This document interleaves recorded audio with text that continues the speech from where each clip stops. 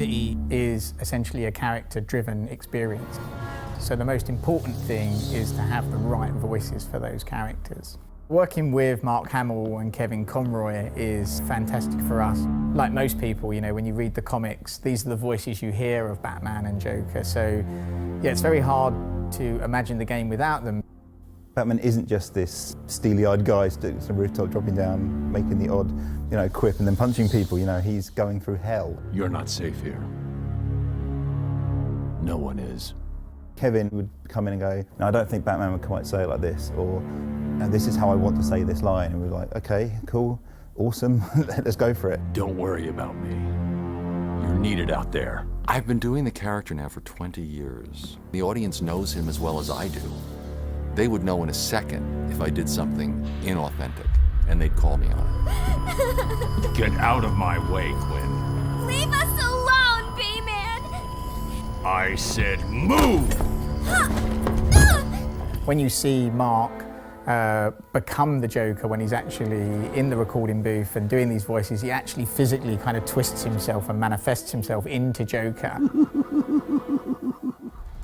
Mark, sometimes I think he actually is Joker, so he just turns up and he just nails it. In fact, we rewrote all the dialogue to really fit into where he was taking Joker. Surprise!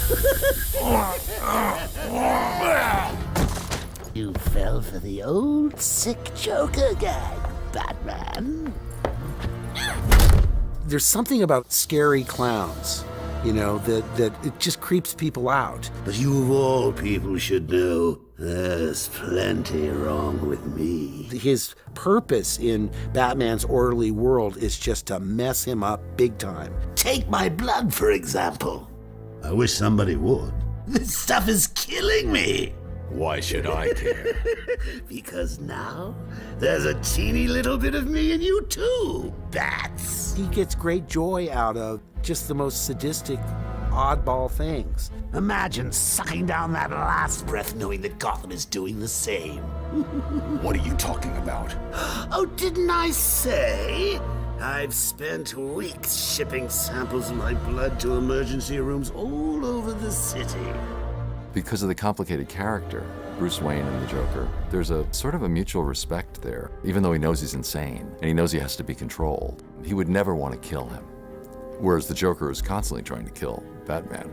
Hold tight. I'm in touch!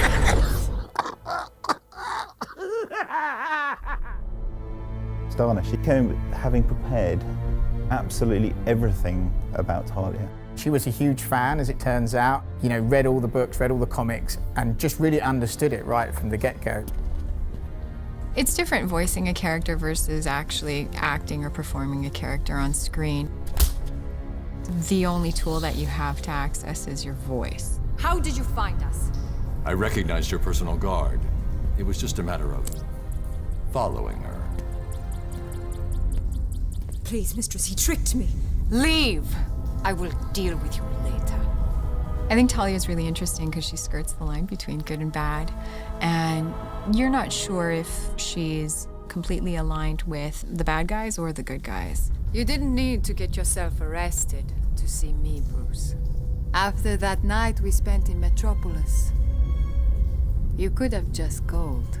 She has this dichotomy in that she's sexy and she's vulnerable, and there are some things that can pull at her heartstrings that she will fight for that suggest that she's more than just like a cold assassin. She's got something that she's willing to risk her life for. You lied to me. I thought you loved me, Bruce. Authentic voice acting and having this direct link into Hollywood and working with all these great actors, for us, it is the real difference between making a good game and a great game.